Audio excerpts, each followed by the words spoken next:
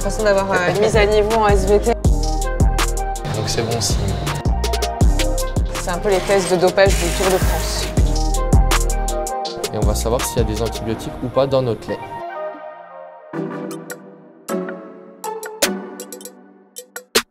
Bonjour à toutes et tous, on est là aujourd'hui pour vous présenter un nouvel épisode des métiers du lait. Et aujourd'hui nous sommes dans un laboratoire d'analyse interprofessionnelle et je suis en compagnie de Thibaut. Thibaut, bonjour. Bonjour.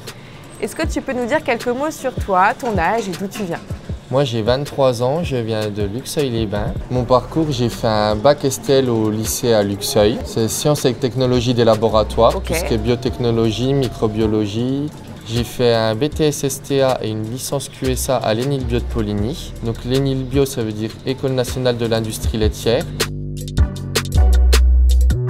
Et ça ressemble à quoi les études que tu as fait du coup? Le BTS STA, c'est tout ce qui est le génie alimentaire, savoir les processus de fabrication, tout ce qui est la sécurité alimentaire, l'hygiène, les normes, les référentiels. Et après ce BTS, qu'est-ce qui s'est passé? J'ai fait une licence qualité et sécurité des aliments. C'est plus le côté, oui, administratif.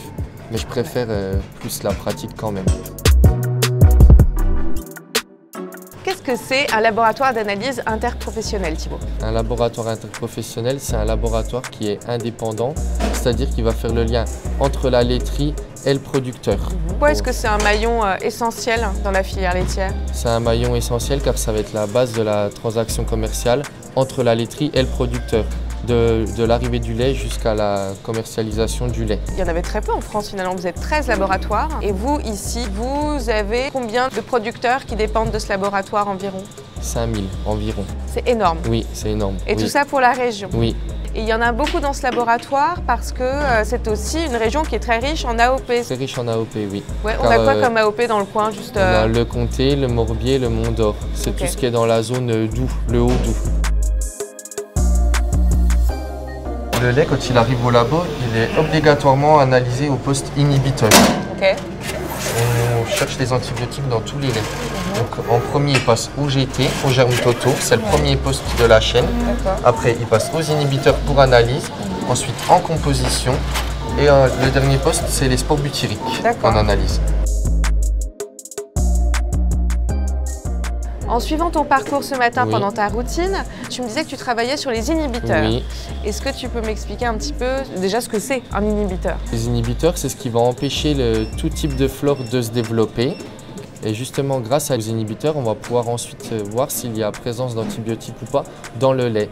Et par la suite, ils vont détecter que les antibiotiques. Et on va savoir s'il y a des antibiotiques ou pas dans notre lait. Est-ce que tu pourrais nous raconter un peu à quoi ressemble une journée type pour toi? Quand on arrive, on allume toutes les machines, l'ordinateur. Après, je sors les plaques du frigo pour qu'on puisse analyser nos laits dessus. Je commence à scanner mes paniers, une trentaine de paniers. Et aux alentours de 8h30, on démarre la machine. On commence à faire les analyses. Donc ça fait environ 1 heure de boulot avant la pause. On fait environ 35 plaques par jour en analyse. Donc ça fait environ 3500 échantillons analysés par jour. Une fois que tous nos laits sont analysés, sont déposés sur les plaques, on les incube au bain-marie pendant 3 heures. Et après, une fois qu'on a refroidi nos plaques pendant 10 minutes, on va lire nos plaques sur un scanner. Et ce scanner va nous dire s'il y a présence d'antibiotiques ou pas dans nos plaques, s'il y a des laits contaminés. Donc là, on peut voir qu'on n'a pas du tout de positif dans les 4 plaques, donc c'est bon signe. Ça veut dire que finalement, que tu sois producteur dans le bio, dans le conventionnel, que tu sois industriel ou fermier, on a toujours besoin du labo à un moment. Oui. Ok. En fait, la vocation de ce laboratoire est essentiellement d'être serviciel auprès du consommateur. Que la sécurité soit totale, oui. Les consommateurs, ils prennent vraiment aucun risque en consommant des produits laitiers. Oui, c'est super important. Ok, si je suis éleveuse et que c'est positif chez toi, oui. Comment tu me contactes? Comment ça se passe? Si le lait il est positif au scanner, je vais devoir le confirmer avec les incubateurs qui vont me dire s'il y a une molécule ou pas qui est positive dans mon lait. Donc s'il est positif et confirmé, je vais envoyer le résultat à la laiterie et au producteur. Et si c'est négatif, la laiterie sera au courant également. Je dirais que c'est quoi les qualités qu'il faut pour faire ce métier? Il faut être organisé, de la polyvalence et beaucoup d'entraide et de travail d'équipe. Il faut D'accord. beaucoup d'organisation et d'entraide. Est-ce que tu dirais qu'il s'agit d'un secteur d'avenir pour les jeunes qui nous écoutent? Pour moi, oui, la filière laitière est un secteur d'avenir. La plupart des produits sont composés de lait, donc c'est ce qui nourrit les gens et c'est important aussi d'avoir une bonne sécurité alimentaire. Et sans ce métier-là, on ne pourrait pas garantir la sécurité d'une multitude de produits. Donc moi, je pense que c'est une filière d'avenir. Merci beaucoup Thibaut d'avoir de jeté la rien. lumière sur un métier qui était quand même assez opaque pour nous. Mais je trouve que tu t'es vraiment bien débrouillé. Moi-même, j'y vois beaucoup plus clair. Eh ben, merci. Merci Merci à toi. à toi.